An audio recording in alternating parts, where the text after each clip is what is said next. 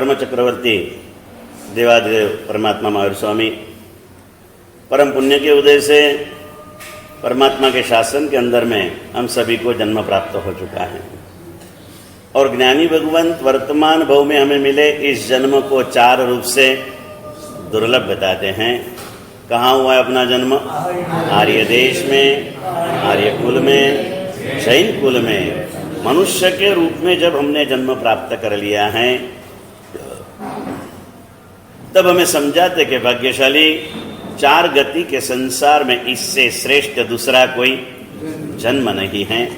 और ऐसा श्रेष्ठ जन्म अगर आपको मिल गया है तो इस जन्म में और कुछ भी करने की आवश्यकता नहीं है। एक ही छोटा सा काम आप कर लो। और क्या कर लो?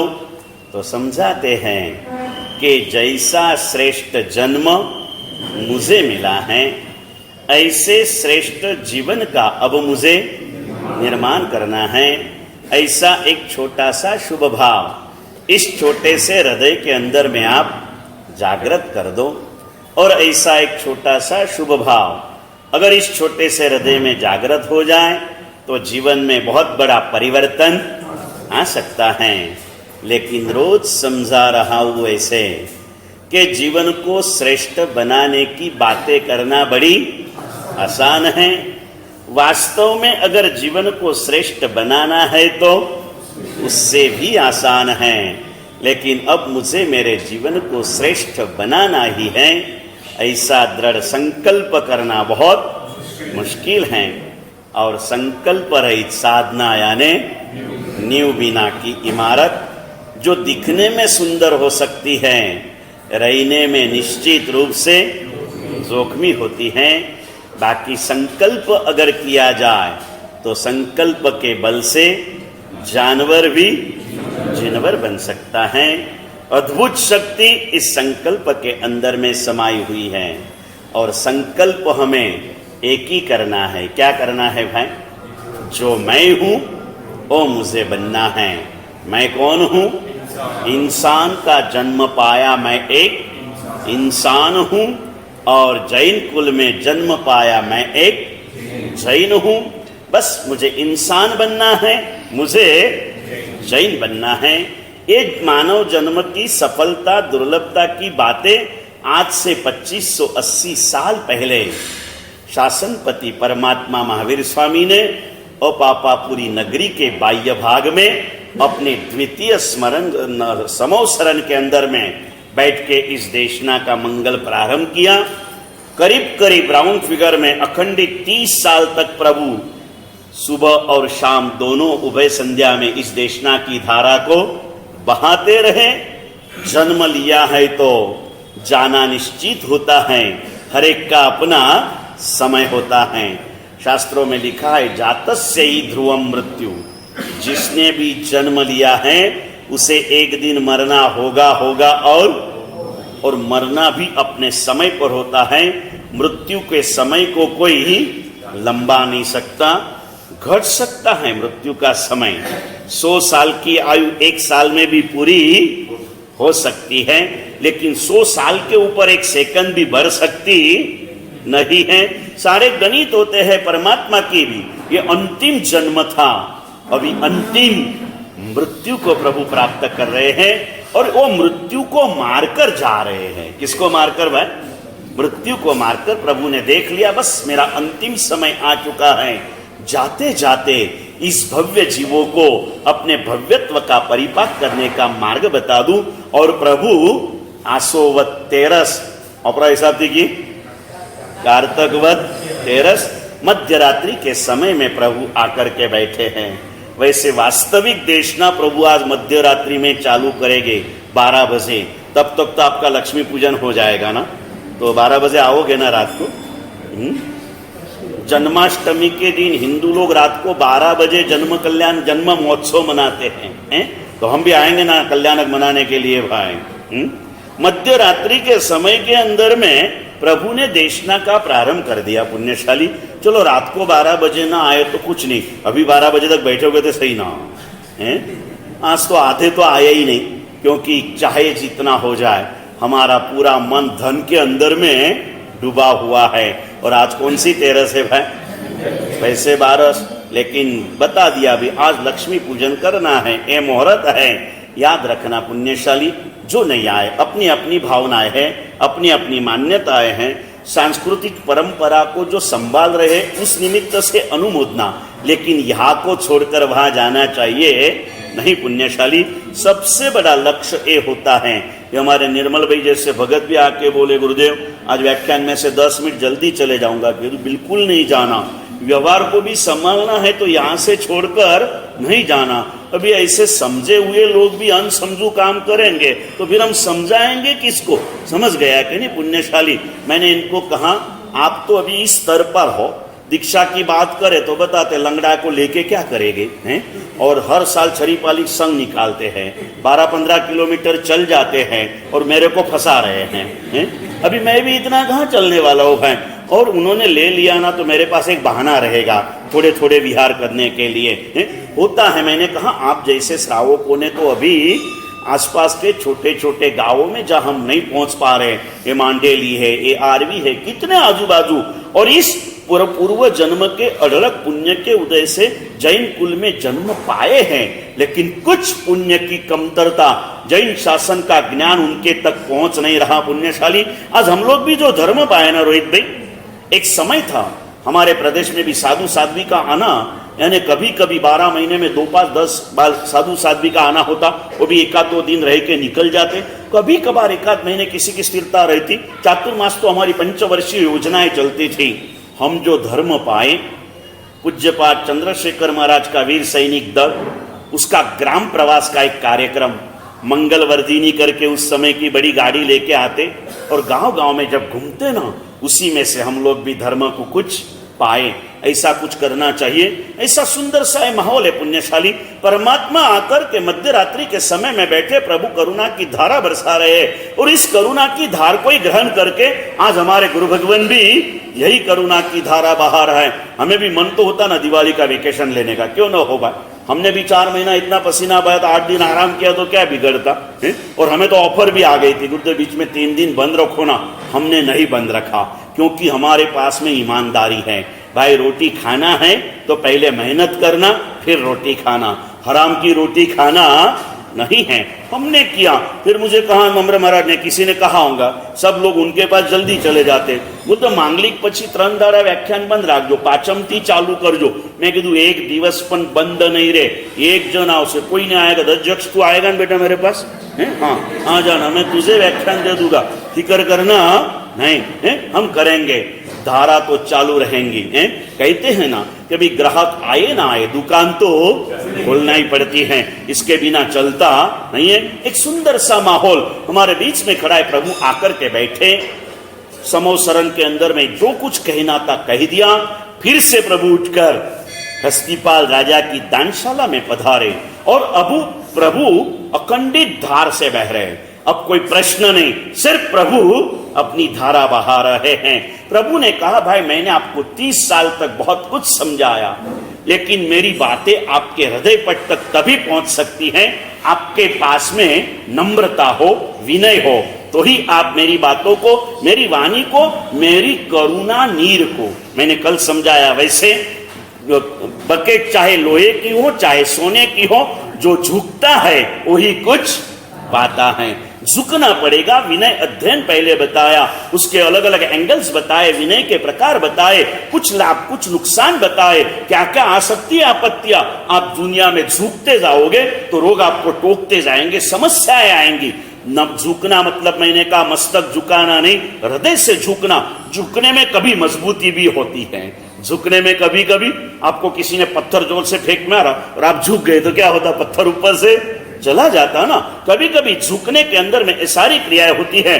विनय की वास्तविक व्याख्याएं बताई, बाकी बातें मैं कहते रहूंगा और आप सुनते रहोगे। लेकिन विनय अगर आपके पास में नहीं है ना, तो सुनने के बाद भी 2 प्रकार के परिणाम आते हैं। अगर विनय से सुनते हो तो क्या मिलता है? बात एक की एक होती है, लेकिन समझदारी में फर्क आता है। घमंडी आदमी उसे अलग रूप से ग्रहण करता है। घमंडी आदमी जितना कहा ना उसे शब्द से ध्यान में रखता है। विनयी आदमी अपने आप को उसे भावार्थ तक लेके जा सकता है। शायद सम्यक ज्ञान पद के दिन नम्रवल्लभ महाराज ने ये बात आपसे बताई थी। दो सगे भाई अभ्यास काल पूरा करके 12 साल के बाद अपने घर की तरफ वापस लौट रहे थे और जंगल में से जाते जाते अचानक एक झुपड़ी के बाहर एक बुढ़िया रो रही थी। उसने पूछा, भाई क्यों? पहले बड़ा भाई आगे आया, माताजी क्यों रो रहे हो? उसने कहा, बेटा मेरा बेटा 12 साल के बाद घर आने वाला था, मैं सारी तैयारियां कर रही थी, पानी का मटका भर के और मटका फूट गया है, इसीलिए अभी अपशुकन हो गया, मैं रो रही हूँ। ये भी ज्योतिष पढ़ के आया तो उसने, माजी नहा लो, अभी तुम्हारा बच्चा आता नहीं, क्योंकि माटी का मटका फूटा भर गया ना, अपशुकन है, आपका बेटा मर गया, आप उसके नासे नहा लो। माताजी अकेले थे तो कह के गया, बहुत लोग रहते आग लगा के चले जाते। समझ गए ना पुण्यशाली, ऐसी बातों में कभी आना नहीं। हर बात के ऊपर कान से ऊपर एक दिमाग भगवान ने रखा है? सुनने के बाद में सोचना। आंख के ऊपर भी दिमाग है, देखा हुआ भी सब सच नहीं होता, सुना हुआ भी सब सच नहीं होता। हम छोटे थे, सुना था कान और आंख में 4 उंगल का अंतर होता, और आंखों से देखा हुआ भी सब सच नहीं होता। हम कुछ सोच लेते हैं, वास्तविकता कुछ और होती है। बनी हुई बात याद आ गई तो कह दो, कितने दिनों से मन में था लेकिन कहने का मौका नहीं मिला, आज बात का मौका मिला इसलिए कह दो। बनी हुई सत्य घटना कर्नाटक में हुबली के अंदर में। आंखों के ऊपर भी भरोसा मत करो। हमने जो सोचते हैं, जिसकी जैसी नजर ना, दुर्योधन को कृष्ण में भी अवगुण दिखे थे और युधिष्ठिर को दुर्योधन में भी गुण दिखे थे। नहीं तो एक दुर्गुणी को शोधने के लिए दुर्योधन का हाथ पकड़ के लेके आ सकता था ना, नहीं लाया था। नजरों में फर्क होता है पुण्यशाली। सत्य घटना 15, 20, 25 साल पहले की बताता हूं आपको। नववधु शादी करके आई और पहला चातुर्मास, पहला पर्युषणता 28 किया। नई बहू थी, मंदिर के पुजारी के साथ तो सबका अटैचमेंट रहता ना, और पुजारी के साथ चौथा 5वां उपवास था। बहू जी ऊपर चढ़ रहे थे, पुजारी जी कुछ काम से नीचे आ रहे थे। 10-15 सीढ़ी का मंदिर था और पुजारी जी ने शाता पूछा। बहू ने हंस के जवाब दिया। 2 मिनट कुछ प्रश्न किए होंगे और सासू माँ ने ये देख लिया कि मेरी बहू पुजारी से हंसकर बातें करती है, नक्की इसकी इच्छा अच्छी नहीं है। घर पे जाके बेटे को बुला लिया, बेटे को बता दिया। जैसे बहू पूजा करके घर के आई, अंदर के रूम में लेके गए, इतना मारा कि बहू इस जीवन को पूरा करके चली गई। क्या था? किसी को देखकर अरे गलती होना तो भी संभालना पड़ता है, ये घटनाएं घटती हैं अपने आंखों पर। किसी के लिए बुरा बोलने के लिए हमारे अंदर में पहले बुराई प्रकट करना पड़ता है। पेन एक की एक होती है ना, एक की एक पेन होती है ना। पेन ऊपर का कवर अच्छा होता है, लेकिन ब्लू कलर की पेन से काला लिखना हो ना तो पहले अंदर में काला डालना पड़ता है। किसी का काला देखने के लिए पहले अपने अंतरात्मा को काला मत देखो, किसी का काला। समय चलता है, प्रभु दे रहे देशना, कहा झुकते जाओ। इसी ने कह दिया, आग लगा के चले गया। बुढ़िया तो अकेली थी, आंसू पोंछने वाला कोई नहीं था और ज्यादा रोने लगी। एक 5 मिनट के पीछे छोटा भाई आया, उसने माताजी को कहा क्या हो गया, यही घटना बताई। तो उसने कहा माताजी फिक्र मत करो, चूल्हे के ऊपर लापसी रख दो, जैसे लापसी सीज जाएगी ना तब तक आपका बेटा आ जाएगा। ये थोड़ी देर रुका, माताजी ने लापसी रखी। 15-20 मिनट हुई, छोटा भाई आया नहीं, इसलिए बड़ा भाई रिटर्न आया। छोटा भाई झुपड़ी के पास खड़ा है, बड़ा भाई रिटर्न आया। उतने में माताजी का बेटा भी आ गया। तीनों मिले। इसने कहा देखो तुझे कैसे? तो बोले गुरुदेव ने मुझे अलग समझाया, तुझे अलग समझ, चल गुरु के पास। हाथ पकड़ के गुरु के पास गया और गुरु के सामने जाते ही सीधा बॉम्बार्डिंग चालू कर दिया। आपने पक्षपात किया, इसको अलग समझाया, मुझे अलग समझाया। गुरु ने कहा भाई मैं कभी पक्षपात करता ही नहीं था, आज भी नहीं करता हूं। तू मुझे इतना सुना रहा है ना, तो भी मेरे तेरे प्रति स्नेह में कोई, मेरा स्नेह तो वही है, तेरी ग्राहक क्षमता कम है तो मैं क्या कर सकता भैया। तो बोले कैसे तू बोलना, तूने क्यों किया? तो बोले मटका फूट जा, अपशकन आपने बताया था ना। छोटे को पूछा बोलो तो तूने क्यों किया? बोले गुरुदेव मेरे मन में से भाव आया, माटी का मटका था, फूटकर मिट्टी में मिल गई, तो बेटा माँ की मिट्टी होती है, तो मुझे लगा ये मिट्टी को विनय की बात बताई, लेकिन जाओगे साधना का पथ, विराधना का पूरा सारा संसार विराधनाओं से भरा है। हम साधना के पथ पर चले मतलब हम झुक गए, प्रभु वचन का स्वीकार किया मतलब अब झुक गए, तो संकट तो आएंगे। कल से छठ करोगे, करने के पहले भी संकट आएंगे। ना करो ने, હવે ધર્મચક્ર થઈ ગયું, દિવાળીમાં તો સાથે ખાઓ ને, સાથે પીવો ને, આટલું તો કરો ને, बातें आएंगी, संकट आएंगे। आप कहेंगे नहीं बेटा नहीं बेटी, एक दूसरे के लिए ये होगा, कहीं ना होगा, संकट आएंगे। संकट तो आएंगे ही, बिना संकट कभी कोई सिद्धि नहीं मिलती है पुण्यशाली। निश्चित रूप से मैंने आपको प्रवचनों के अंदर में कहा था, मराठी गीत आता है, संसार के सुख कैसे मिलते हैं। और ये संसार संसार जसा तवा चूलावरो आधी हाथाला चटके मग मिलते भाकरी। हाथ को चटके दिए बिना रोटी भी मिलती नहीं है। हर चीज के अंदर में कुछ सहन तो करना पड़ेगा। सहन किए बिना सिद्धि, सामान्य लौकिक सिद्धि भी नहीं मिलती है, तो लोकोत्तर सिद्धि तो मिलने वाली नहीं है। पूछो ना, डोंबी वैली विरार में रहकर चर्च गेट के अंदर में जॉब पर जाने वाले आपके भाइयों को पूछो तो सही है कि भाई इतना 2-2.5 घंटे का सफर करते हो, कितनी मजा आती है। क्या एसी बुकिंग में जाते होंगे भैया?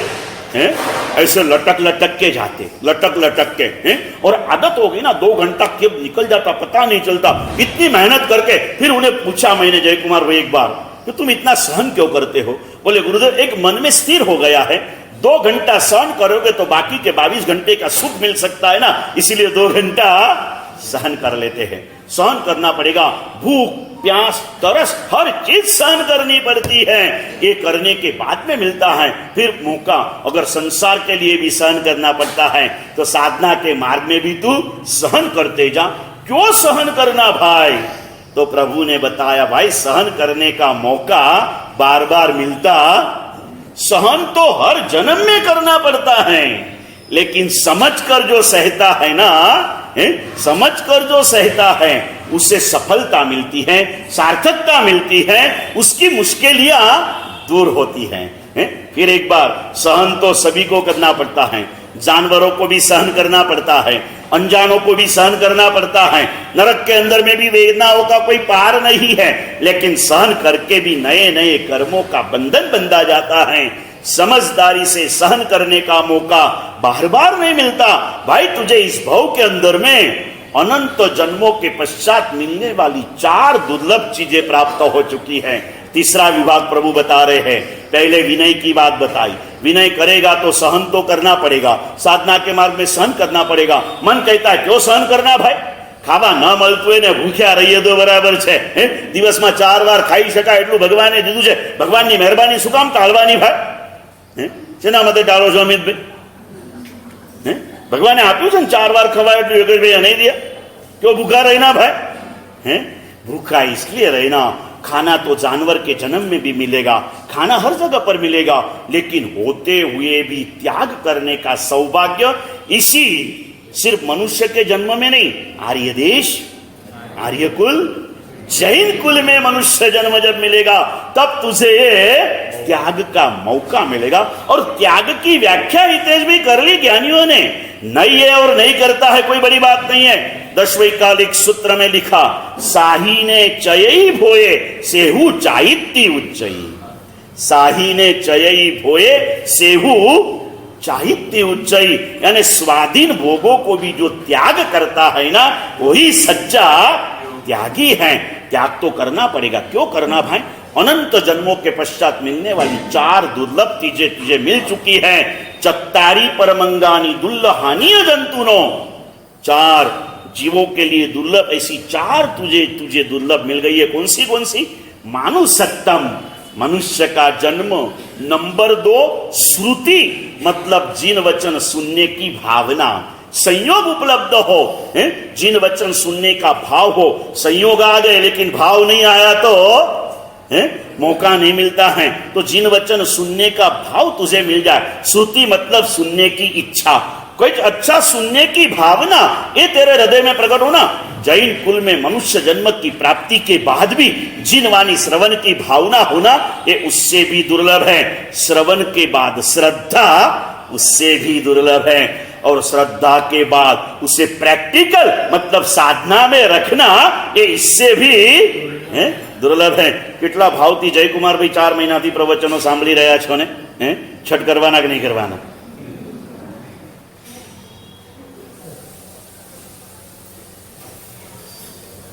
सुनते रहो आज ना कल भाव जरूर जगेगा. सुन रहे हो ना, भाग जग गया. देखो आज हमारे नरेंद्र भाई सामायिक में आ गए हैं, इतना रोज कहते रहे. और नरेंद्र भाई की एक ये है कि भाई जब चालू करते ना फिर बंद नहीं करते. आप समझ, अब ये कब तक रहेगा? जब तक विदेश नहीं जाएंगे तब तक. फिर विदेश जाएंगे, फिर आने के बाद में वापिस थोड़ा सा नया सेटअप करना पड़ेगा. समझ गए ना? है जैसे भी हो. तो आप बोलेंगे आपको कैसे मालूम पड़ा? भाई हमारे श्रावकों की हमारे प्रति श्रद्धा है, हमें कहकर जाते हैं और हमें पूछकर भी जाते हैं. गुरुदेव ઘરેથી કેટલા વાગે નીકળી? પૂછ્યું નથી હજી, પણ ગુરુદેવ જવું છે, પહેલી વાર જઈ રહ્યો છું અમેરિકા. કેટલા વાગે જવું? હે હા ભાઈ, અમેરિકા પહેલી વાર જઈ રહ્યો છે, સિંગાપુર બીજી વાર જઈ રહ્યો છે, દિલ્હી ત્રીજી વાર જઈ રહ્યો છે, કાશ્મીર ચોથી વાર જઈ રહ્યો છે. મોક્ષમાં ક્યારે જઈશ? મોક્ષમાં ક્યારે જઈશું આપણે? હે हाँ, एनु मुहूर्त मारे नहीं काढ़वानु. इसका मुहूर्त तो प्रभु ने लेकर के हमें यहाँ पर भेजा. प्रभु ने हमें यहाँ पर किस लिए भेजा भाई? बस मोक्ष मार्ग की साधना करने के लिए. प्रभु ने कहा ये 4 चीजें तुझे एक से बढ़कर एक दुर्लभ है. फिर से कहता हूं, आज एक कहने का मौका आपके सामने है पुण्यशाली. कल से और 2 प्रकार के फायदे बताए. 1 लाख करोड़ के गुनाकार से पुण्य मिलता है और 1 लाख करोड़ साल के नरक के पापों का नाश होता है. 2 प्रकार के लाभ कल के छठ से होता है पुण्यशाली. जरूर इस भावना के अंदर में आज भी मन कमजोर हो तो जरूर से जुड़ना. आप ही जुड़ना, ऐसे नहीं. अपने छोटे छोटे बालकों को भी आप स्वयं कुछ ना कुछ समझाकर, पटाकर, कुछ लालच देकर, उसकी जो भी रुचि हो, उसकी जो भी शौक हो, उसे कहना बेटा तू छठ करीश ने तो तने પછી હું આમ આપીશ. ऐसा करा के भी, क्योंकि संस्कार देने का उचित समय यही है. छोड़ को मोड़ सकते हो, पेड़ को कभी मोड़ा नहीं जाता. पेड़ को मोड़ने को गए तो पेड़ भी टूट जाता और तोड़ने वाला भी. एक छोड़ है आपके पास में, इसे मोड़ने का थोड़ा सा प्रयास करो. ये करना. हमारे बापना जी कभी कभी अपने बच्चों को लेके आते हो, पोते को. क्यों? उनकी भावना है कि इस छोड़ को मैं क्या करूं, थोड़ा सा मोड़ दूं. ये भावनाएं होती है ना. जरूर से आप भी इसमें कई पुण्यशाली ऐसे कि अपने अपने बच्चों को, बेटियों को, छोटे छोटी बालक बालिकाओं को लेकर के आते हैं. देखो अभी 2 दिन से छुट्टी गिरी तो ये भी हमारा योगेश भाई का लड़का आ रहा है पुण्यशाली. ऐसे करते रहो, अपने बच्चों को लाते रहो, कहते रहो. बच्चों के पीछे हम अटक न जाए, इतनी सावधानी जरूर रखो और भौतिक व्यवहारों का पालन जरूर करो. लेकिन एक संदेश जो मैंने दिया था, भगवान ने कहा है હું ક્યારે પણ એમ કહેતો નથી કે તું તારા વ્યવહારને ભૂલી જા, પણ એટલું જરૂર કહું છું કે તારા વ્યવહારમાં મને ક્યાંય ભૂલતો नहीं. इतनी सावधानी हितेश भाई जरूर रखना है. आप तो आ रहे हो, 3 दिन से हमारा धवल कम हो गया.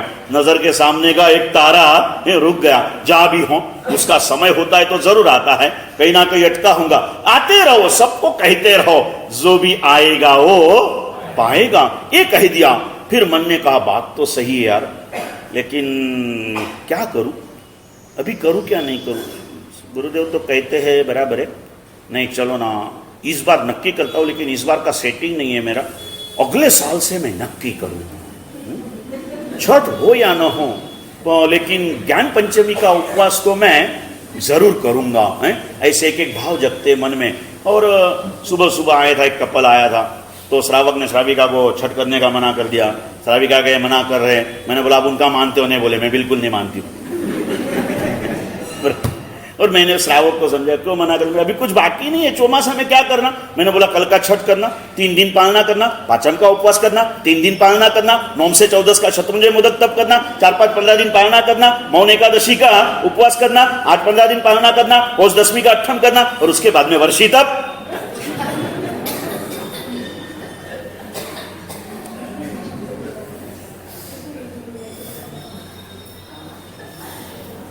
भावधाराओं को बढ़ाते रहो.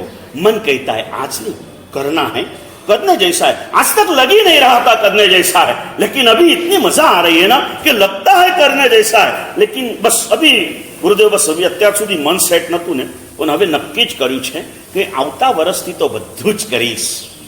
चौथे भाग्य विभाग में प्रभु ने ये बातें बताई कि भाई तू सोच रहा है, कल करने की भी तेरी भावना शुभ है, इसकी मैं अनुमोदना करता हूं, लेकिन कल दुनिया की निश्चित है, तेरी हो या न हो है? और इसलिए कल का भरोसा मत कर। कल की बात जब आती है ना, तो लिखा एक कवि ने बहुत सुंदर पंक्तियां लिखी कि पल भर का विश्वास नहीं, पल भर का विश्वास नहीं, कल की तू क्यों बात करे, माया के झूठे बंधनों में जीवन का तू क्यों ह्रास करे। हैं भाई, पल भर का विश्वास नहीं है, और तेरी जिंदगी है भी कितनी। मैंने कहा था कई बार, किरण भी आपको याद हो तो, हम छोटे थे, हमारी बड़ी मम्मी थी, हैं जो हमारी मम्मी भी थी, मासी भी थी, समझ लो, हैं काकी, आंटी, मासी। और अभी इंग्लिश में बोलना है तो मासी बोलो, काकी बोलो, दोनों आंटी के अंदर में समझ जाते। और उन्होंने हमको जिंदगी 4 दिन की बताई थी। कितने दिन की हितेश भाई? हैं 4 दिन के। आज भी हमारे बहनें गाते होंगे कई बार, या हमारे धर्मेंद्र भाई भी मंडल में जाके गाते हैं, 4 दिवस ना चांदर ना पर झूठी ममता शामटे, ये कही दिया है। थोड़े से बड़े हुए, पाठशाला में गए, हमारे कवि कुल किरीट पूज्य लब्धिसूरी महाराज ने जिंदगी के 2 दिन कम कर दिए, और उन्होंने नया बात हमें पढ़ाया, बेदिन ना मैं मान मुसाफिर भातु बांधी ले मुसाफिर भातु। जिनकी कितने दिन की हो गई? 2 दिन की हो गई। थोड़ा और आगे बढ़े हैं, तो आगे बढ़े, थोड़े से बड़े हुए ना, पिक्चर देखने के लिए गए, और पिक्चर में जिंदगी तो बहुत कम कर दी। और पिक्चर के अंदर में गीत चला, तनसुख भैया, मैं पल दो पल का शायर हूं। जिंदगी पल दो पल की हो गई। चलो हमने सोचा पल दो पल तो है ना, और दीक्षा में आया, और एक कवि लेके आया, तू पल की भी बात मत कर, पल भर का विश्वास नहीं, कल की तू क्या, कुछ पल भर का, अगले पल में क्या होगा पता नहीं। आज हुआ ना हमारे 4-5 दिन के पहले 24 साल का लड़का है, ना कोई रोग ना कोई कुछ, और ऐसे ही डर पड़ा, कब क्या होगा। समय जब आता है ना, तब कब कैसे ढल जाएगा कोई पता रहता नहीं है। इसलिए चौथे अध्याय में ये बात बताई, असंख्यम जीवियम मापमाये। असंख्यम जीवियम मापमाये मतलब है जीव, ये जीवन असंस्कृत है, एक बार चला गया तो वापिस आ सकता। और इसीलिए एक सुना था, कई बार आपने भी सुना होगा, 3 चीजें ऐसी होती है, एक बार निकल जाने के बाद में वापिस आती नहीं है। कौन सी? शब्द, तीर और समय है। ये सुना था, लेकिन जब कई इतिहास सुने, कई प्रैक्टिकल किया, और तब ख्याल आ गया, धनुष्य में से छूटा हुआ तीर अगर लक्ष्य को सिद्ध कर लेना है तेज भी, तो फिर काम नहीं आता, लेकिन कई बीच में ही अटक गया तो निकाल के वापिस लेके वो काम में आ सकता है। यानी एक बात तो सिद्ध हो गई, निकल गया तीर, सर्वसामान्य रूप से काम में नहीं आता, लेकिन कभी कभार ऐसे रूप से वो काम में आ सकता है। काम में आ सकता है। आगे बढ़कर कहूं, निशान साध लिया हुआ तीर भी, दूसरी बात, निशाने पे काम नहीं आता, लेकिन उस तीर से कुछ जमीन खोदना करना है तो काम आ जाता। दूसरी बात कह दूं, शब्द कहते ना, मुख में से निकले शब्द वापिस नहीं आते, लेकिन मेरे खुद के जीवन के ऐसे अनुभव है। मैंने कुछ कह दिया, थोड़ा सा झगड़ा हो गया, थोड़ी सी बोलचाल हो गई, आखिर मैंने कह दिया नहीं भाई चलो हमारा शब्दो, और शांति हो गई। यानी शब्द भी वापिस आ सकते हैं। आज तक ऐसा कभी नहीं हुआ जो समय गया हो और कभी लौट के वापिस नहीं आया, भगवान ना कह रहे। और इसीलिए क्या बताओ आपको, एक उत्तराध्ययन सूत्र की जब योग साधना साधु भगवंतों को दीक्षा के समय पर 10 वैकालिक सूत्र की साधना कराई जाती है, और उसके पश्चात जैसे ही समय और संयोगी की अनुकूलता खड़ी हो, दूसरे नंबर में उत्तराध्ययन सूत्र का योग कराया जाता है। और बाकी के सूत्र अभी समय के साथ, पहले कैसा था, जिस दिन जिस अध्ययन की क्रिया की ना, उसे मुखपाठ किया जाता था। अभी आज इसके लिए कंपल्शन नहीं रहा, बाकी की क्रिया रूटीन के हिसाब से चलती रहती है। आज भी इतना बचा हुआ है कि चौथा अध्ययन जो है ना, उसकी सुबह क्रिया करने के बाद उसे जब तक उसकी 14 गाथाएं है, 13 गाथाएं, ये पक्की किए बिना आगे की क्रिया नहीं होती है। 1 दिन 2 दिन उस दिन आंबेल होता है, और इसीलिए उस दिन कोई भी साधु करीब करीब, क्योंकि योग साधना के दिन भी हमारे युवानी में होते हैं, स्टार्टिंग का पीरियड होता है, हो जाता है। करीब करीब पहले प्रहर के अंदर में 12-13 गाथाएं कर लेते हैं। और क्या को हितेश भाई, वैसे रोज गुरु ने 5 गाथा गोखने का कहा तो नहीं होती, क्योंकि उसके पहले नौकार से मिल जाती। लेकिन आज मालूम है इसके पहले आंबेल मिलेगा नहीं, और आज नहीं हुआ तो कल वापिस आंबेल करना पड़ेगा। हम लोग भी पहले प्रहर में 13 गाथा पक्की कर लेते। कहां से आई बुद्धि भाई? थी अंदर में पड़ी हुई है। एक किया। इस अध्ययन की कितनी महिमा होगी आप समझ सकते हो। चौथे अध्ययन को मुखपाठ किए बिना आगे योग की साधना मूल मार्ग से नहीं होती है। समय के साथ चलते हुए संज्ञान बल, श्रद्धा बल, स्थिरता के अभाव में गुरु भगवान करुणा के साथ उनको उचित लगे तो आगे बढ़ाते भी हैं। लेकिन बाकी के कोई अध्ययनों के लिए ये नियम नहीं किया। इसके लिए ये नियम बताया क्योंकि इसमें ये संदेश है भाई, आगे पीछे तू बहुत समझ चुका है, सुधरने का भाव तेरे हृदय में जाग गया है, लेकिन तू कल की राह देख के बैठा है। प्रभु कहते कल की राह मत देख और संख्यम जीवियम मापमाए। हे जीव, ये जीवन पूरा असंस्कृत है। संस्कृत मतलब फटा हुआ कपड़े को संस्कार करके वापिस छाना जाता है। सारी चीजें फटे हुए दूध में से तो बंगाली मिठाइयां चालू हुई ना भाई, और बिगड़े हुए खमन में से सूरत में लोचा चालू हुआ। आपको मालूम है लोचा कब से जन्म हुआ लोचा का? वैसे सुरती खमन तो कई पीढ़ियों से प्रसिद्ध है ना। પછી શું થઈ ગયું દિનેશ ભાઈ, એકવાર ઉતાવળની અંદરમાં ઢોકળા એક સિટ્ટી પહેલા ઉતારી દીધા, હવે પાછા મુકાય નહીં, આટલો બધો માલ ફેંકાય નહીં, કરવું શું? એટલે પેલો કારીગર મેન રસોઈયાને કહેવા ગયો કે મહારાજ લોચો થઈ ગયો, આ ઉતરી ગયો। महाराज के चिंता न कर, હવે લોચો જ પીરસી દે। टुकड़ा होता नहीं है, उसी के ऊपर थोड़ा सा संस्कार कर दिया और सुरती लोचा आज एक आइटम बन चुकी ना। हजारों रुपया कमा रहे इस लोचे के ऊपर। लोचा करो ने रुपया कमाओ, बराबर ने भाई।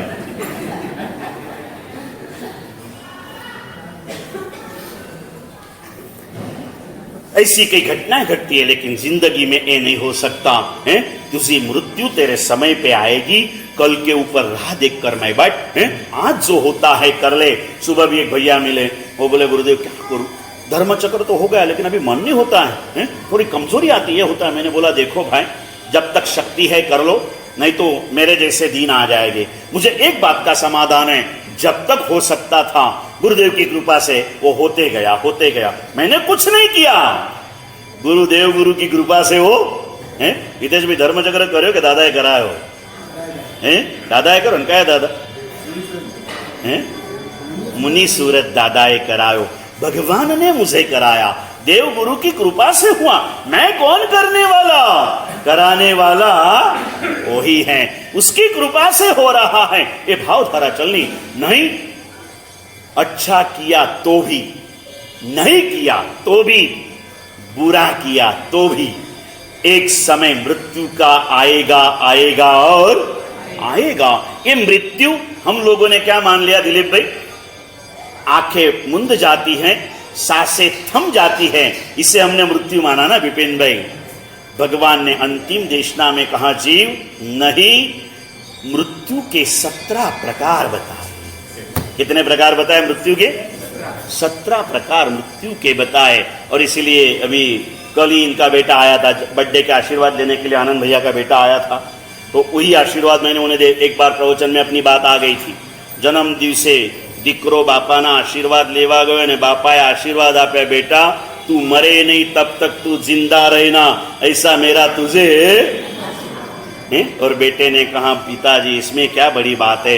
बोले जाके गुरुदेव को पूछ के आ। और कल आनंद भैया और काजल बहन उनके बेटे को मेरे पास लेके आए थे, गुरुदेव आने कहीं आपो हैं, और मैंने उसको यही आशीर्वाद दिए, बेटा तू मरे नहीं त्या सुधी तू। उसका सीक्रेट क्या? तो उन्होंने कहा कि जा गुरुदेव ने जई ने पूछिया। गुरु के पास गया और गुरु ने कहा बेटा तारा पिताजी ये तने जीवनना सर्वश्रेष्ठ आशीर्वाद आपी दीदा छे। बोले गुरुदेव आमा छे शू? पिताजी कहे छे ने आप को छो एटले कईक तो छे ज, पण शू छे ए समझाओ। और उन्होंने समझाया भैया भगवान महावीर ने अपने अंतिम देशना में, भगवान महावीर ने अपने अंतिम देशना में क्या कहा था भाई? मृत्यु के 17 प्रकार बताए। उसके अंदर में एक मृत्यु का नाम है आवीची मरण। कौन सा मरण? आवीची मरण, मतलब पल पल में मृत्यु। नाक में से जो सांस बाहर निकलती है ना अमित भैया, यानी इतनी हमारी आयुष्य कर्म की पुद्गल दल जो है ना वो बाहर निकल जाते हैं, कम हो रहे हैं, यानी मृत्यु के निकट जा रहे हैं ना, ये भी मृत्यु है। यहां से बंबई के लिए जब बचते हो दुरंतो में योगेश भैया हैं, और अभी तो घर आप ट्रेन पर बस स्टेशन पे ही हो, रेलवे स्टेशन के हो, और घर पे आके आपके श्राविका को किसी ने पूछा कि योगेश भैया क्या गए हैं, तो क्या बोलेंगे? बंबई गए। अरे अभी तो गए नहीं, जाने के लिए निकले ना, मतलब क्या हो गया? तो जन्म दिस जिनसे हुआ गुरुदेव सारा शब्दों में के विपिन भाई કે આપણા જન્મ દિવસે જ આપણા મૃત્યુનો પણ જન્મ થઈ ગયેલો હોય છે, અને જીવનની હર ક્ષણોની અંદરમાં આપણી સાથે કોઈ હોય કે ના હોય, આપણું મૃત્યુ તો આપણી સાથે हर क्षण अंदर में हो पल पल में मृत्यु। इस मृत्यु की भावना बताई, किसे मृत्यु कहते हैं, किसे जीवन कहते हैं। और गुरुदेव ने समझाया, जिस समय पर तू अपने आप को ख्याल करता है उस समय पर तेरे पास में जीवन है, और जिस समय पर तू अपने आप को भूल जाता है उस समय पर तू मरा हुआ है। और इसीलिए उसकी व्याख्या कर दी पुण्यशाली, आत्मा का स्मरण ये जीवन है और आत्मा का विस्मरण ये मृत्यु है। आत्मा के स्मरण के साथ जीना है। जीवन की हर घट के अंदर में एक ही बात याद रखना, ये मेरा है, ये मेरा है। मैं कई बार प्रवचनों में अभ्यास देता हूं प्रकाश भैया कि एक लिस्ट बनाओ कि इस दुनिया में मेरा क्या क्या है, और इसके अंदर में आप क्या लिखोगे धनसुख भी? गाड़ी, बंगला, रिश्तेदार, इतने सारू है, इतने सालिया है, इतने भाई है, इतने कजिन भाई है, इतने मामा है, इतने मामी है, इतनी जमीन है, इतनी जायदाद है, इतने बंगले है, इतने फ्लैट है, इतना सोना है, कितना भी भाव बढ़ गया तो भी एक नागपुर में 150 किलो सोना बिका जाता है, कितना बड़ा ये नागपुर है। क्या करेंगे? लोहे में से कमाया पैसा कहाँ डालते भाई? हाँ, ये कहते भाई हम तो मांगी सूरत दादा पारस में नहीं मिल गए, हमारा लोहा क्या बन रहा है भाई? हाँ, वो लोहे को सोना बनाने का काम मुनि सूरत का नहीं। मुनि सूरत स्वामी तो तेरे लोहे जैसे मजबूत आत्मा को सोने जैसा निर्मल बनाने के लिए यहाँ पर पधारे, और इसीलिए तो सुवर्ण ध्वजा फड़काने के लिए हम लोग तैयार हुए हैं। मानसिक भावनाएं तैयार कर लेना, ये ध्वजा मेरे घर कब आएगी, मेरे घर कब आएगी। इतना अभी थोड़ी सी तो दीपावली में आप हो, जैसे नया साल होगा, ट्रस्टियों के विचारणा के साथ मेरे मार्गदर्शन में रहते हुए नए साल के दिन जब जाहिरात होगी ना, 4 दिन में विपिन भाई के बचे हुए बाल उतर जाने चाहिए। विपिन भाई मारा दिया, विपिन भाई मारा दिया, विपिन भाई मारा दिया। विपिन भाई कैसे भाई ध्वजा तो बदे न जाए, तमे को तो हूं चाह पीवा।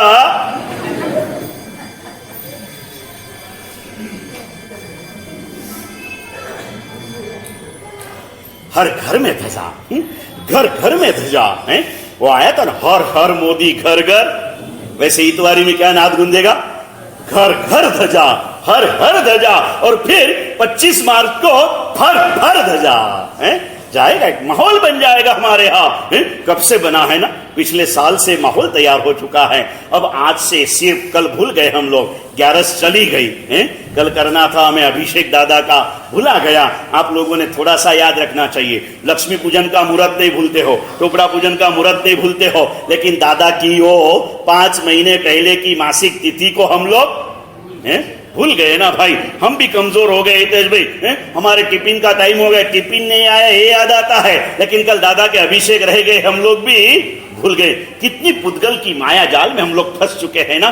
थोड़ी सी सावधानी रखो, सावधानी बरत लो। और अभी आगे इस गलती को क्या एक सुद पाचम नो उपवास रही गयो हो तो वद पाचमे करवानी विधि है, એટલે વદ 11 રહી ગઈ હોય તો કારતક સુદ भूले बिना याद रखना है, बराबर है। इस करना है पुण्यशाली, कुछ ना कुछ ऐसी भावधारा में चलो।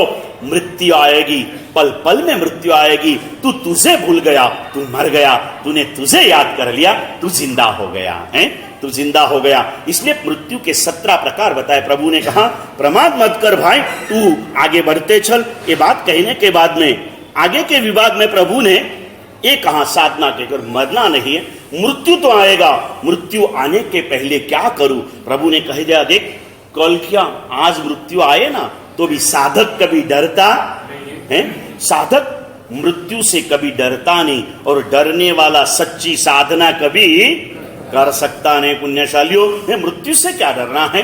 तो भी मृत्यु तो आएगी, जब भी आएगी, इसके पहले क्या करना? मौत हमारे हाथ में नहीं है, जीवन हमारे हाथ में है। जन्म हमारे हाथ में नहीं था, मरण हमारे हाथ में नहीं है, हमारे हाथ में सिर्फ क्या है हितेश भाई? जीवन की ये मिली हुई पले। तो इसमें क्या करना? तो छठे विभाग में प्रभु ने साधना करने का उपदेश दिया। ऐसी ऐसी साधनाएं तू करते चल।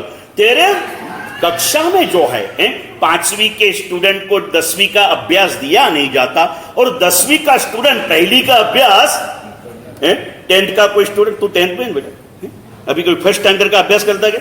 ओ बो कोडो ABCD लिखता क्या? नहीं लिखता ना भाई।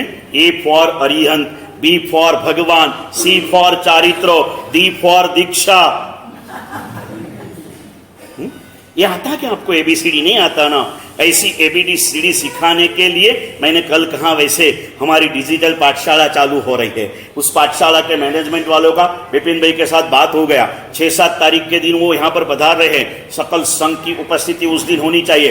अगर आप सच्चे माँ बाप हो, सच्चे शब्द माँ बाप के लिए लिखना, ये माँ बाप शब्द का अपमान है। सच्चे ही माँ बाप होते हैं, माँ बाप सच्चे ही होते हैं। सभी ने हाजिर रहना और अपने बालकों को वारिसदार के संस्कारों के अंदर में हमें अपने धर्म का जनरल नॉलेज किस रूप से दे सकते हैं ना, ये सारी बातें उसके द्वारा हमें सिखाना है। एक नए एंगल के साथ, नए कंसेप्ट के साथ हमें इसके अंदर में आगे बढ़ना है, साधना करना है। अपनी अपनी कक्षा में रहकर साधना करना है। हमारे यहाँ अलग अलग प्रकार की बातें यहाँ ही चल रही है। 2 दिन के पहले एक लड़का आया, युवान था।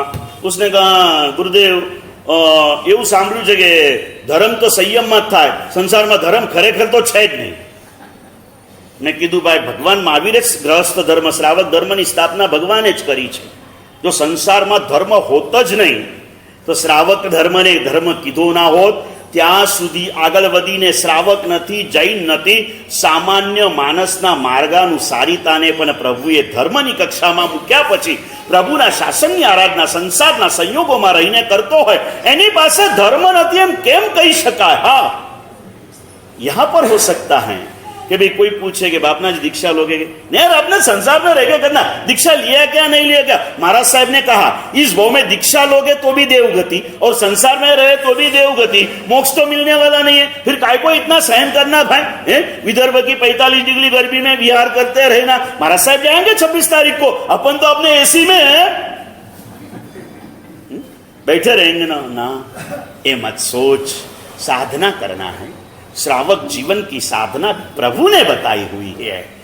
आज से 2580 साल के पहले महावीर प्रभु ने बताई, और 1 कोटि साल के पहले इस अवसर पे निकाल के सर्वप्रथम तीर्थंकर ऋषभ देव ने भी श्रावक धर्म बताया था।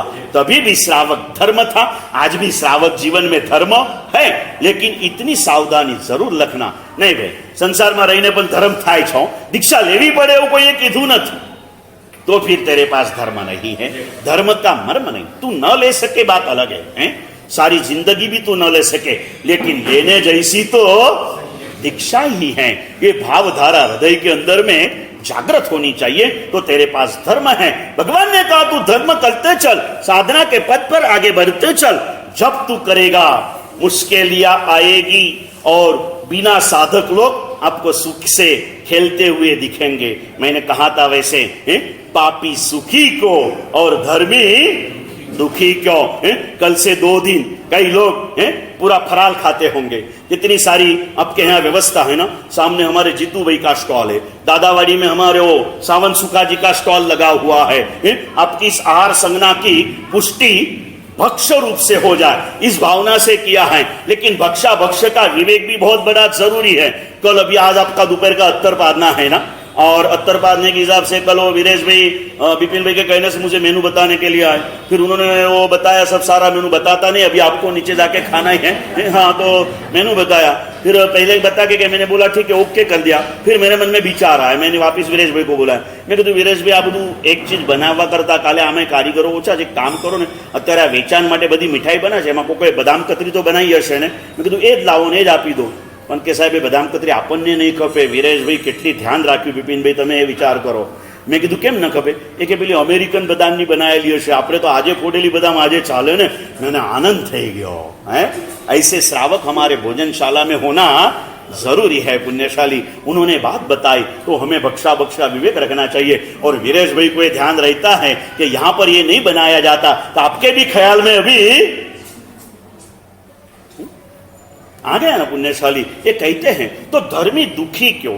दुखी नहीं है, धर्म में कष्ट है, दुख कभी भी नहीं है, याद रखना। और धर्मी को दुख जो है ना, ये इस भव के नहीं है, पूर्व भव के कर्मों के कारण है पुण्यशाली।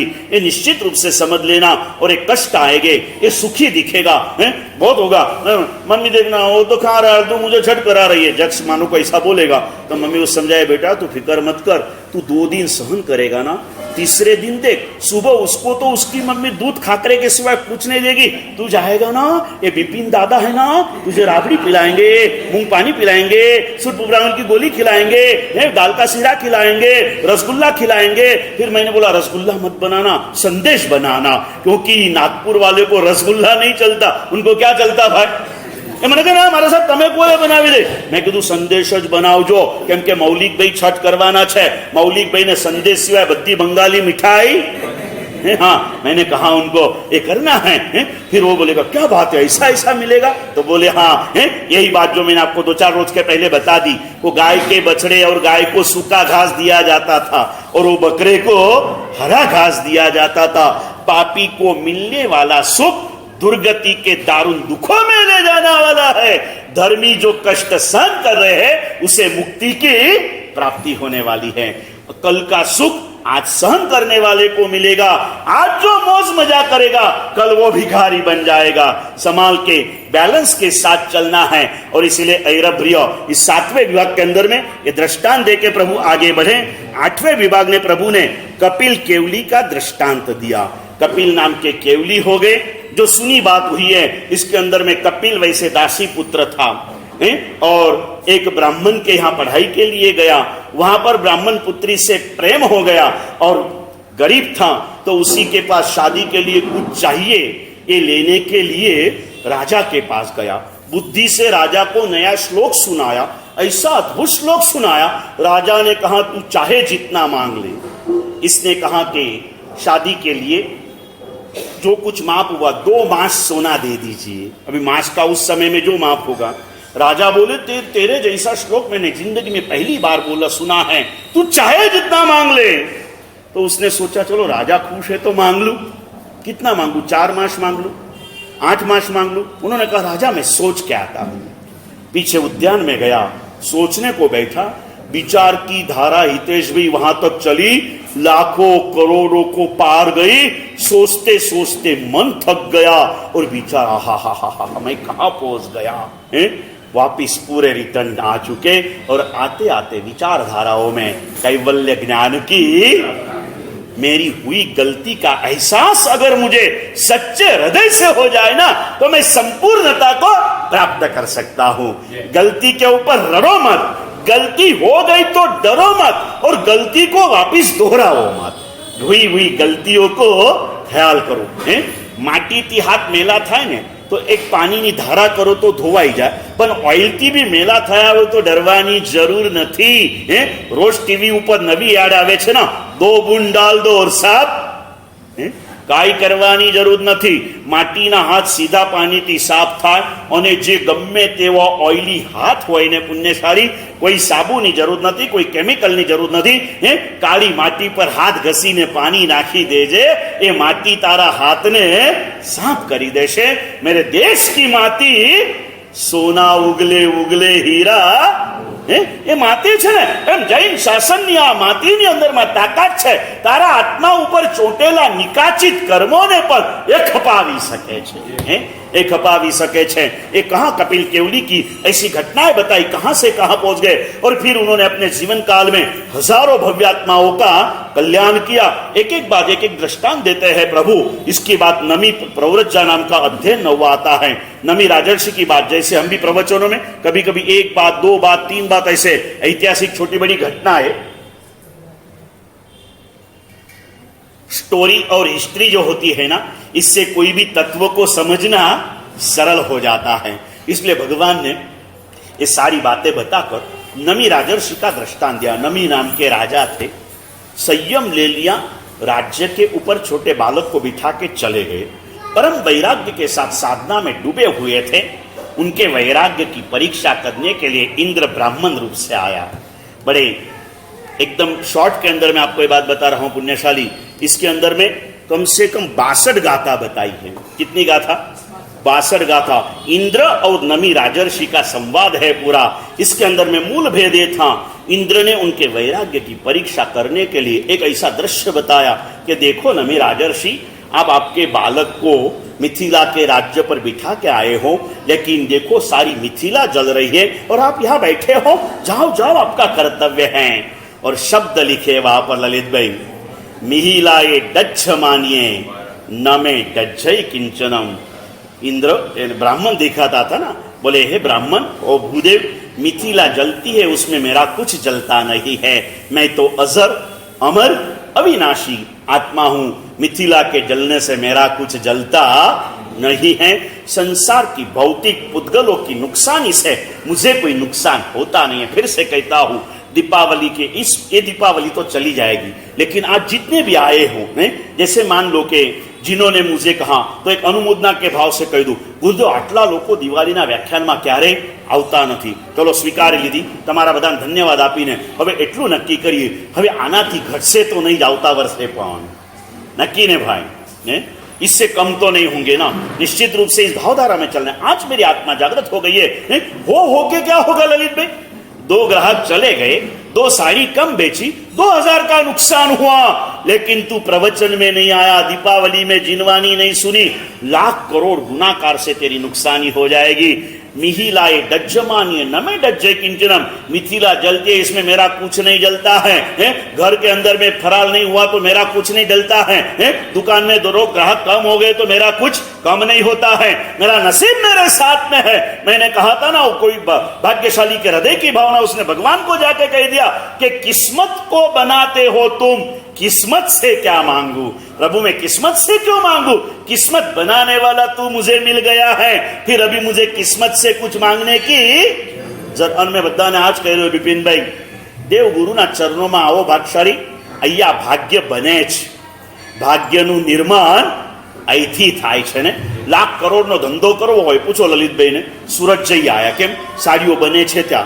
કલકત્તા જવાના છે, કેમ? સાડીઓ બને છે ત્યાં। બેંગ્લોર જવાનું છે, કેમ? સાડીઓ બને છે ત્યાં। જ્યાં બનતું હોય ત્યાં લેવા માટે જવું પડે તો જ તમને આગળનો પ્રોગ્રેસ મળે ને। ભાગ્ય ક્યાં બને છે ધર્મેન્દ્રભાઈ? ભગવાનના ચરણોમાં ભાગ્યનું પ્રોડક્શન થાય। प्रभु के चरणों में आना पड़ेगा, बैठना पड़ेगा, वहां पर लेना पड़ेगा।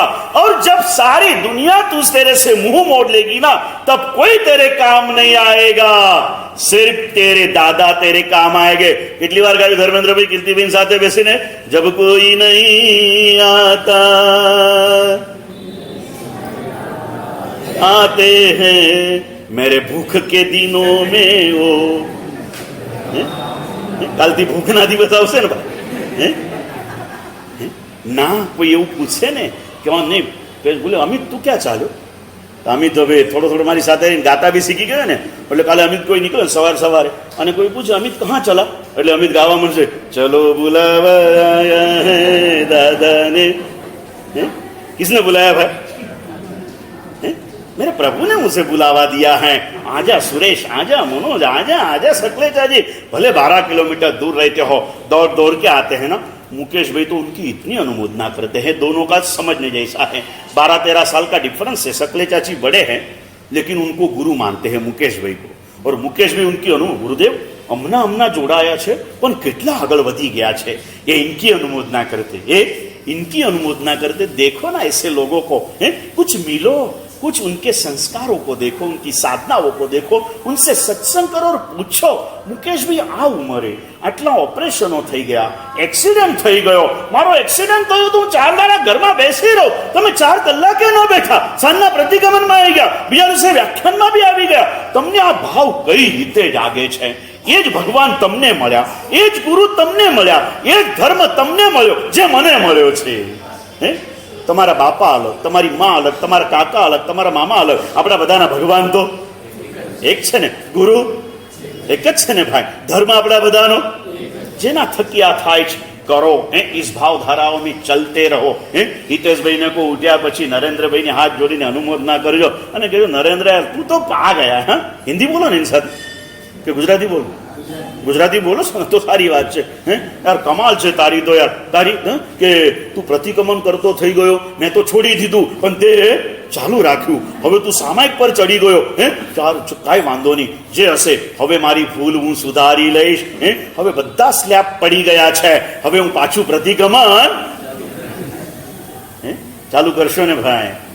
હિતેશભાઈ કરશો કે નહીં કરો? લલિતભાઈ, અમારા યોગેન્દ્રભાઈ તો બેટા બેટા હશે જ મારી સામે જોઈને. આજથી ના આવ્યા તો કાલ સવારે દીક્ષા આપી દીધી, યાદ રાખજો. હા, સમજ ગયા ના પુણ્યશાલી? નિયમ लिया इन्होंने और बैठे तेरी छे. કાલે આવતા હતા, મેં પૂછ્યું અત્યારે અમીની બેન ને કે ઉપર આવતા હતા પણ નીચે નોટો ગણવા બેસી ગયા. અરે નોટોમાં શું પડ્યું? કાગળના ટુકડા છે એ વિનવા તો હવારે કોથળા લઈને કેટલાય લોકો નીકળે છે, એમાં તું ક્યાં કાગળના ટુકડામાં પડી ગયો? આવી જા યા ऊपर जाना है तो ऊपर आना पड़ेगा भाई, समझ गए ना? आना पड़ेगा. कहाँ जाने के लिए कहाँ जाना पड़ता? क्या बताओ, वो आता है ना टिकटॉक के ऊपर एक बात सुन के 4-5 दिन के पहले सुना था, उसमें लिखा कि बेटे ने माँ को कहा चलो माँ घूमने को जाना है. माँ ने कहा कहाँ लेके जाएगा? बोले कब्रिस्तान. माँ ने एक थप्पड़, बोले पागल कब्रिस्तान क्या घूमने को जाता? बेटे ने कहा उसमें क्या बड़ी बात है, लोग यहाँ आने के लिए मरते हैं, मैं तो तुझे जीते जी ले जाऊंगा.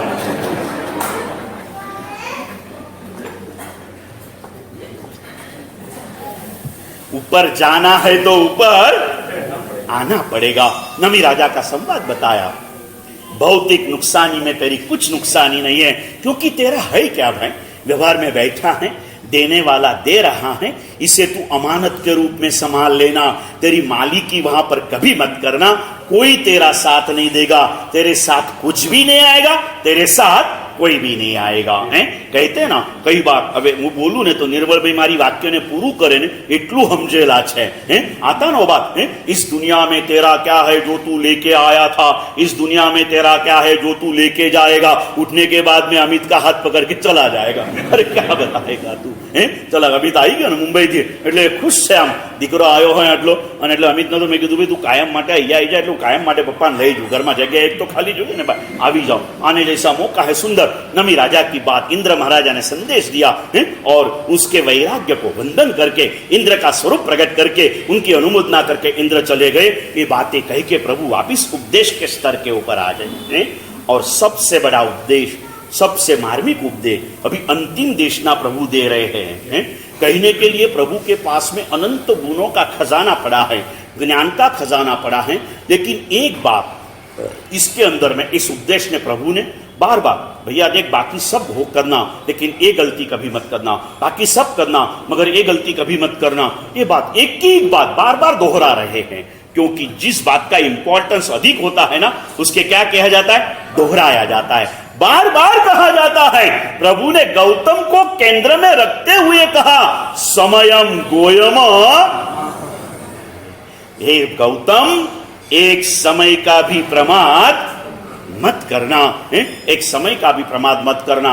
और इसी बात को लेके अपने गुरुदेव जगवल्लभ श्री महाराज के प्रथम शिष्य पूज्य मुक्ति वल्लभ श्री महाराज एक अच्छे चिंतक हैं, और उन्होंने हम सभी को जागृत करने के लिए, पेलू कहवा ने सीधी आंगळीए घी न निकले तो टेढ़ी आंगळीए काढવું પડે. सीधी वातથી न समजनारा આ શ્રાવકોને સમજાવવા માટે એમને બહુ સરસ મજાની પ્રાર્થના પ્રભુ લખી કે પ્રભુ કે ગૌતમને કહીને અમને બધાને ઉપદેશ આપ્યો તો તું એક સમયનો પણ પ્રમાદ ન કર. અને પ્રભુ તારી આજ્ઞાને અમે લોકો બહુ સારી રીતે પાળીએ છીએ. અમે જ્યારે પણ પ્રમાદ કરીએ ને કલાકોના કરીએ છીએ, સમયનો પ્રમાદ કરતા જ નથી. કલાકો भी सारा છે, हम तो महीनों महीनों सालों सालों तक हमारे प्रमाद में बीत रहे. प्रभु ने मना किया भाई, मिला है ये अवसर, नहीं ऐसो जन्म बार बार. कृपा वल्लभ महाराज ने कई बार हमें आनंदगंज जी का संदेश हमारे तक पहुंचाया. बेर बेर नहीं आवे अवसर, बेर बेर नहीं आवे. जू जाने त्यों कर ले भलाई, जन्म जन्म सुख पावे. अवसर बेर बेर नहीं आवे. सुंदर सी बात. जब मिला है भाई अभी तेरी आत्मा का कल्याण, तेरी भलाई तू जितनी कर सकता है कर लेना, ऐसा अवसर तुझे बार बार मिलेगा नहीं। प्रभु कहते मिल चुका है अवसर, प्रमाद मत करना। 10 विभाग परमात्मा की देशना के आज अभी परिपूर्ण हो रहे और 2 विभाग लेके आज रुकेंगे पुण्यशाली। कल आज अत्तरपादना 12 से 1 से 3 के बीच में समय रखा है। सभी जितने भी छठ तप के तपस्वी हैं उन्होंने अत्तरपादना करने के लिए शक्य तो 1 बजे सभी ने एक साथ में आना, तो एक माहौल भी बनता है और आपकी भक्ति भी सुंदरता से। इतना लंबा टाइम इसीलिए रखा, दीपावली का माहौल है, भाइयों को दुकान में आगे पीछे हो जाए तो लेट होने पर नहीं आने का मौका न मिले, इसलिए रखा है। लेकिन फिक्स टाइम कौन सा विपिन भाई? 1 बजे। 1 बजे करीब करीब सभी तपस्वी पधार जाना पुण्यशाली और साथ में बैठकर अत्तरपादना करना, इस माहौल के अंदर में आना। जिन्होंने अभी तक छठ में नाम नहीं लिखाया उन्होंने पुरस्दारी के लिए आना और अत्तरपादना कर लेना। समझ गए ना? ऐसे तू खाने को बैठेगा तो पूछेगा क्यों खाए, बोलना भी पुरस्दारी करने के लिए आया था। समझ गए ना भाई? पुरस्दारी करने के लिए आया था इसलिए थोड़ा खाना खा रहा हूं। फिर धीरे से कहना अत्तरपादने का खाना खाया तो छठ करना पड़ता, नहीं बोलना दूसरी बार वो पुरस्ने को नहीं आएगा। पूरा वर्षी तब कराना है भाई अपने को, अभी से किसी को डराना नहीं। लेकिन क्या कहना ललित भाई, अत्तरपादने का खाना खाया ना, तू अगर प्रयत्न करेगा ना तेरे से भी छठ ऐसा। हाँ, नहीं तो करना पड़ा बोला ना तो कल वर्षी तब में धर्मेंद्र भाई पिरसने को भी नहीं आएंगे। समझ गए ना भाई? धर्मचक्र में पिरसने को तो आए थे ना, वर्षी तब मुझे फाइनल करना आपको बिपिन भाई बेसी ने लोगों બધા પૈસા લઈ લઈ મારી પાસે આવે છે। મેં કીધું ભાઈ બિપિન ભાઈને આપજો, મારી પાસે ના આપતા। લોકો આમ કહે સાહેબ 5 લાખ લઈ જાઓ, 2 લાખ લઈ જાઓ, 11 લાખ લઈ જાઓ, 21 લાખ લઈ જાઓ, જે લેવું હોય જે લઈ જાઓ, ખૂટે બધું બિપિન ભાઈના ખાતામાં નાખી દેજો પણ વર્ષી તબ કરાવી દેજો। મેં કીધું કેમ બિપિનભાઈ કે સાહેબ એમને કોઈને દેવાના જ નથી, રાજા રાણી તો લાવેલી બધી કમાણી રાજા રાણીની છે, કોને દેવાનું ને ક્યાં લઈ જવાનું, બધું એમને આપી જ દો સાહેબ। અને એમને કેટલો સારો અવસર મળ્યો છે, એમના આ ટર્મનો છેલ્લો અવસર, અને એમાં આવું સુકૃત કરીને જશે સાહેબ। સમજાવી દેજો બિપિનભાઈને, સમજદારને શું સમજાવવાનું, સમજને વાલે કો કેવું બધા બીજા માટે આવે ને એટલે માણસ તરત भूली जाए ना भाई। करना है अपने को क्या, अच्छी बातें करने में कभी संकोच मत रखना। कब किसी का भाव जग जाएगा पता नहीं है पुण्यशाली। करते रहो, अच्छी बातें होती जाएंगी। 10वें अध्ययन में इस बात को कहने के बाद 11वें अध्ययन में कहा कि भाई अभी समय को बिगाड़ना नहीं है, प्रमाद करना नहीं है, तो क्या करना? प्रभु ने कहा बहुश्रुत पूजा करना, मतलब श्रुत का अध्ययन करना। साधु और श्रावक दोनों होते हैं। शास्त्रों के डायरेक्ट संदर्भ के साथ अध्ययन करके जीवन में उतारने वाले साधुओं को गीतार्थ कहा जाता है। और इसी श्रुत का अध्ययन करके अपनी बुद्धि को शास्त्र से परिक्रमित करके शासन के हर अंगों के साथ औचित्यपूर्ण व्यवहार को जो समझ लेता है ना, उस श्रावक को बहुश्रुत श्रावक कहा जाता है। शासन के विकास के लिए क्या करना, शासन की कोई हानि होती है इसे किस रूप से संभालना, ये सारी बातों का ध्यान रख करके सर्जन का सर्टिफिकेट किसे मिलता है भाई? शरीर का एक भाग सड़ गया हुआ तो पेट में चाकू डाल के मार देने वाले को नहीं मिलता। सड़े हुए भाग को काट कर फिर से उसे पूर्ववत जीवन जीने को जो देता है ना, वैसे हमारे गीतार्थ गुरु भगवान और बहुश्रुत श्रावक ऐसे सर्जन जैसे होते हैं। सर्जक भी होते हैं, सर्जन भी होते हैं। नई है अच्छे का नवनिर्माण ये सर्जन होता है। कुछ बुराइयां कुछ कमजोरियां आ गई है, उसे हटाने के लिए सर्जन बनना पड़ता है। या तो सर्जक बनना है या तो सर्जन बनना है।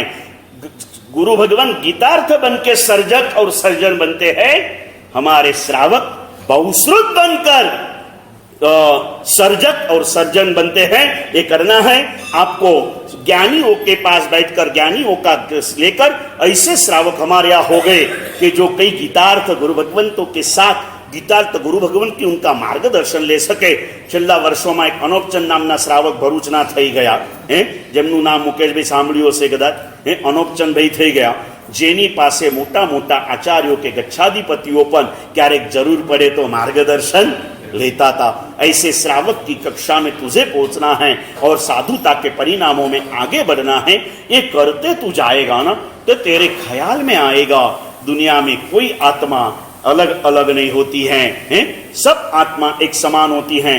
जन्म चाहे नीच कुल में हुआ हो वो भी उत्तम बन सकती है, और जन्म उत्तम कुल में हुआ हो कभी कभी परिवर्तित भावों से वो भी नीच प्रवृत्तियों में जुड़ सकता है। इसे काल का अवसर समझकर तेरे चित्त के शुभ भावों को तू स्थिर रखना है, और इसीलिए नीच कुल में जन्म लेकर के सर्वोत्तम दशा को प्राप्त करने वाले हरिबल का दृष्टांत, हरिकेशी का दृष्टांत, हरिकेशी मुनि राजियो उपन्यो कुल चंडाल, जिनका जन्म चंडाल कुल में हुआ, पूर्व भव में ब्राह्मण थे, साधु जैन साधु के प्रति मलिन वस्त्र और गात्र देख के जुगुप्सा की थी ना, नीच गोत्र कर्म बंध गया और वहां पर चले गए, नीच कुल में जन्म पाया। उसके बाद में जो भी सत्संग मिला उससे आराधनाएं की, लेकिन जो विचार आए थे ना उसका प्रायश्चित नहीं हुआ। दुर्भावों का भी प्रायश्चित न होता है, वो हमारे भाव को दुर्गति की ओर या तो नीच गोत्र की तरफ लेके जाते हैं, और आने के बाद में नीच कुल में जन्म हुआ। लेकिन जैसे भगवान महावीर का नीच गोत्र 82 दिन में खप गया था ना, इनका भी खप गया। साधु का सत्संग मिला और आगे बढ़ करके ये हरिकुशी मुनि उसी भाव में कैवल्य ज्ञान प्राप्त कर चले गए। परमात्मा ने समझाया किसी की नीच नहीं है, कोई ऊंच नहीं है, जो बात मैंने आपको 2-3 बार सुनाया और सुनाकर आज रुकता हूं पुण्यशाली। कल छठ तप के पचखान के लिए सभी तपस्वी बराबर 9 बजे श्रीफल ₹1.25 एक अंजलि भर अक्षत लेके यहाँ पधारेंगे, या चतुर्मुख परमात्मा की स्थापना कराई जाएंगी। बाकी की भी सारी छोटी बहुत सुंदर सा श्रृंगार वगैरह यहाँ पर कराया जाएगा। और इसी के साथ પેલું આપ્યું છે ને તમને આખું લિસ્ટ આખું, એના માટે આપણે બીજું કંઈ બધું જ થશે એવું કંઈ નથી, જેટલું શક્ય બને એટલું આપણે करवानु छे। उस हिसाब से हम पूरी सारी सजावट सजाया होंगी। 9 बजे सभी ने यहाँ पर राइट टाइम सभी तपस्वी यहाँ पर पधारेंगे पुण्यशाली, और जैसे पचखान की विधि पूर्ण होगी उसके पश्चात अपना आगे का प्रवचन, बाकी रहे हुए अध्ययन और पुण्यपाल महाराजा के सपनों का फलादेश, ये सारी बातें बताएंगे। कल परसों 2 दिन में छठ तप की साधना हो जाएंगी। उसके बाद 1 तारीख वैसे अमावस्या यानी निर्वाण कल्याणक प्रभु का अमावस्या आता था। लोग करे थे दिवाली उस से अपन 14 के दिन दीपावली मना रहे हैं, लेकिन निर्वाण कल्याणक वैसे परमात्मा महावीर के पंच कल्याणक के दिनों में वर्धमान विद्या के आराधक गुरु भगवान अगर समय संयोगों की अनुकूलता रही ना तो परमात्मा महावीर के सानिध्य में वर्धमान विद्या का पूजन भाइयों के द्वारा कराते हैं। वैसे अमावस्या के दिन दोपहर में, वैसे खाड़े का दिन है, यानी कोई धंधा नहीं, कोई ग्राहक नहीं, लोग भी दीपावली घर पे बैठे मनाएंगे, आपके दुकान पे कब तक आएंगे ना पुण्यशाली। तो उस दिन दोपहर में सभी भाइयों ने आपने भी ध्यान में लेना, आनंद भैया अपने मित्रों को बोल देना, सबको कह देना कि भी आवो अवसर पाछो पाछो नहीं आवे। कदाच અહીંયા આપણે ત્યાં વર્ધમાન વિદ્યાનું પૂજન ક્યારે થયું છે ખબર નથી। ફક્ત ભાઈઓ માટે 1 તારીખે બપોરે 1 થી 3 મહાવીર સ્વામી પરમાત્મા આપણે ત્યાં એક જગ્યાએ મૂળ ને એટલે પરમાત્માની બાજુમાં જ બેઠા છે, ડાયરેક્ટ પરમાત્મા ઉપર એની સુંદર મજાની સાધના મંત્રોચ્ચાર વગેરે મારે કરવાના છે જાતે, એટલે એ દિવસે ત્યાં આપણે કરીશું પુણ્યશાળીઓ, એ કરવાનું છે। और नए साल 2 तारीख सुबह का कार्यक्रम अभी यहाँ पर विपिन भाई जाहिरात करेंगे। उस दिन सुबह की सारी मंगल क्रियाओं होने के बाद, आपके सारे मांगलिक मुहूर्त होने के बाद, मुहूर्त नहीं करने की बात हम कभी नहीं करते हैं। मंगल मुहूर्त पर अगर आपका नया साल प्रारंभ हुआ तो मंगल कार्यों करने के शुभ परिणाम भी आपके हृदय में जागृत होते जाएंगे पुण्यशाली। जो भी मुहूर्त दिए हैं सांस्कृतिक परंपरा है उसे हमें जरूर से निभाना है। चोपड़ा पूजन करना है, लक्ष्मी पूजन करना है, कोई चीज यहाँ पर नहीं है। लक्ष्मी महालक्ष्मी की साधना हर आचार्य भगवान करते देखे, मेरे महालक्ष्मी की पूजा। कोई कहते महालक्ष्मी की पूजा होती है, अरे भाई आचार्य भगवान के सूर्य मंत्र में भगवान तो एक भी नहीं है, 4 शासन देव देवी है और मूल नायक में गौतम स्वामी है। और गौतम स्वामी भी गुणधारी नहीं है, केवल ज्ञानी नहीं है, लब्धिधारी गौतम स्वामी की उपासना उसमें अंदर में की गई है। अनंत लब्धि निदान है गौतम स्वामी ने नमः। और आप क्या लिखोगे चोपड़े में? गौतम स्वामी नु ज्ञान हो जो, लब्धि हो जो। क्यों भाई है? आज मेरी दशा ऐसी है तो भी मैं दे नहीं सकता। गौतम की लब्धि अगर मिल जाए तो मेरे पास जो भी है उसमें से कुछ ना कुछ देने के शुभ परिणाम मेरे अंतर में जागृत हो गए। उस दिन में गौतम स्वामी के अभिषेक करना है, उसकी क्या योजना है, सारी बातें विपिन भी आपके सामने रखेंगे पुण्यशाली। इस सारे योजनाओं में हमें जुड़ना है। और बाकी नए साल के सभी कार्यक्रम मांगलिक के दिन वहां पर पूरे जाहिरात करे जाएंगे। 25 मार्च तक के सारे कार्यक्रम हैं, ये सारे कार्यक्रम उस दिन जाहिर करेंगे पुण्यशाली। फिर बीच में कोई नया आया तो बात अलग है, बाकी ये कार्यक्रम कार्यक्रम जाहिर करते जाएंगे। बड़ी भावधारा के साथ परमात्मा के अंतिम देशना के उत्तराध्ययन सूत्र के 12 अध्ययन की बातें आज परिपूर्ण हो गई। कल बाकी के 24 अध्ययन की संपूर्णता हो जाएगी और परसों पुण्यपाल महाराजा के 8 सपनों के फलादेश द्वारा 21,000 साल का सारा भविष्य, हमारे हजारे प्रश्नों का समाधान, जिनके लिए मैं रुका हूं उनको लेके आना पुण्यशाली। जरूर से आते रहना, आते रहेंगे। प्रभु की बातें सुनकर प्रभुता के पंथ पर चलते रहे, यही मंगल भावनाओं के साथ परमात्मा की बातें कहते कुछ वृद्ध का हार्दिक भावों से क्षमा याचना।